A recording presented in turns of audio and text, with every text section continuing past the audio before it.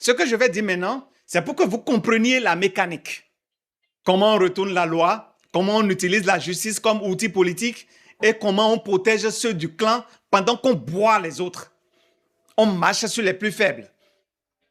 On brise ceux qui ont encore le courage de parler, de s'exprimer, de penser par eux-mêmes. Commençons par l'action judiciaire qui a mis le feu aux poudres ces derniers jours.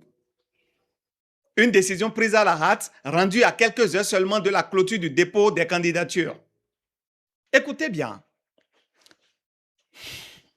Par une ordonnance rendue le 13 octobre 2025, Dossa Guillaume Lali, président du tribunal de première instance de Cotonou, a ordonné à quelques heures de la clôture du dépôt des candidatures pour la présidentielle de 2026 que le parti Les Démocrates restitue à Michel Sodjinou sa fiche de parrainage en enjoignant à la Sénat de délivrer un nouveau parrainage et d'annuler le précédent en cas de résistance du parti. Et dans la précipitation, la Sénat s'est exécutée.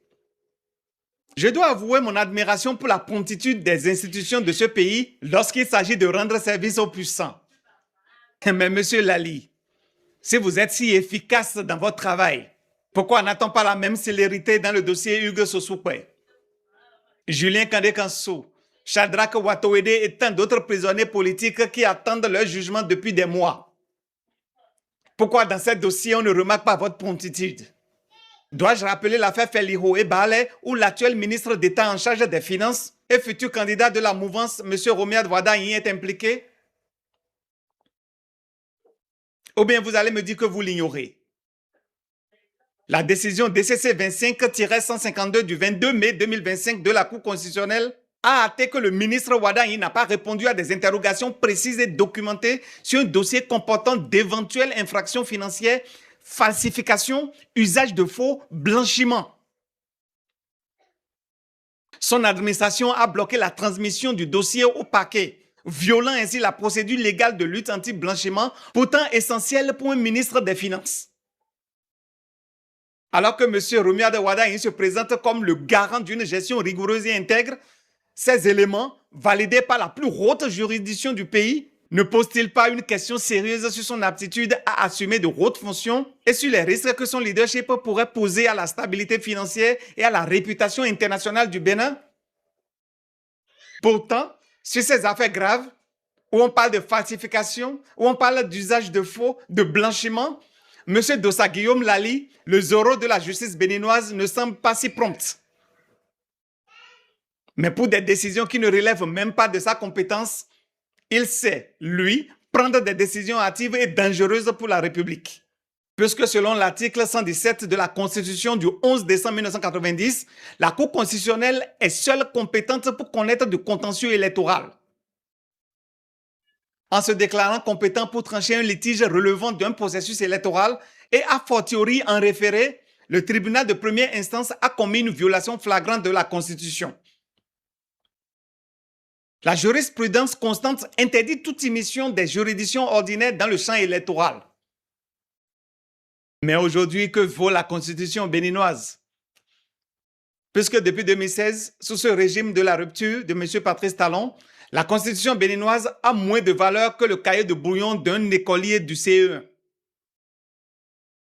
On en fait ce qu'on veut. On la révise comme si c'était un brouillon.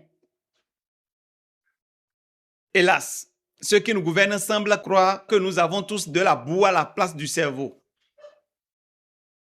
Mais voici nos bons héros,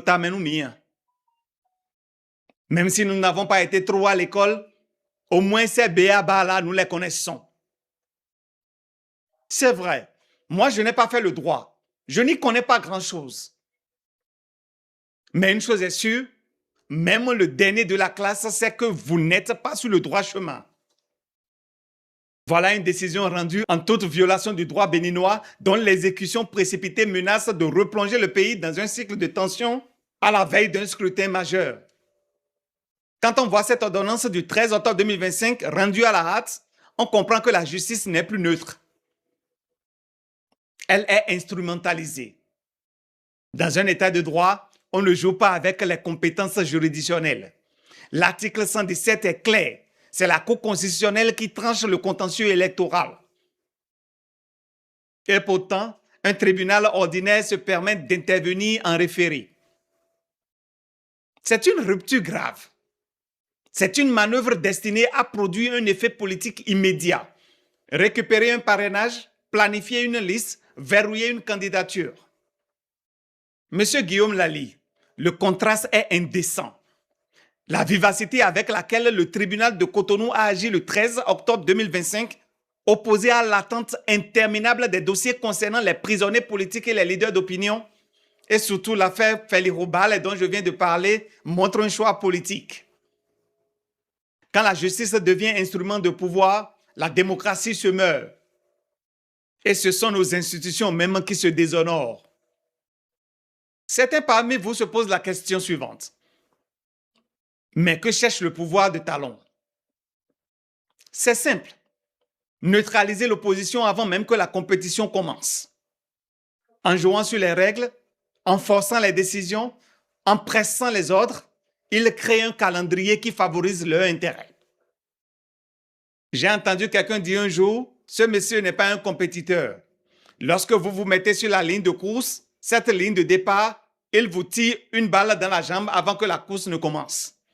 Et voilà encore une preuve. Et au final, la liste officielle qui sera déposée, elle sera propre, conforme, avec tous les tampons et les signatures qu'il faut, mais vide de véritables confrontations démocratiques. Ce n'est pas seulement une affaire juridique, c'est moral. Quand un ministre refuse d'appliquer une décision constitutionnelle dans une affaire de blanchiment, il met en danger la réputation du pays, la confiance des investisseurs, la crédibilité de nos institutions.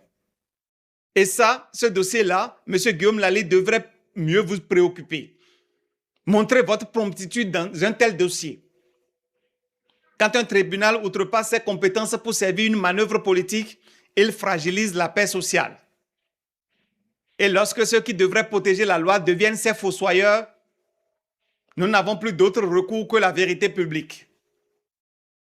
Tout cela forme un tableau qui n'est pas anecdotique. C'est la révélation d'un système. Un système où l'on choisit la vitesse de la justice selon les intérêts du pouvoir. Le peuple béninois doit voir ces faits, les comprendre et surtout les garder en mémoire. Parce que ces dossiers reviendront un jour et chacun devra répondre de ses actes.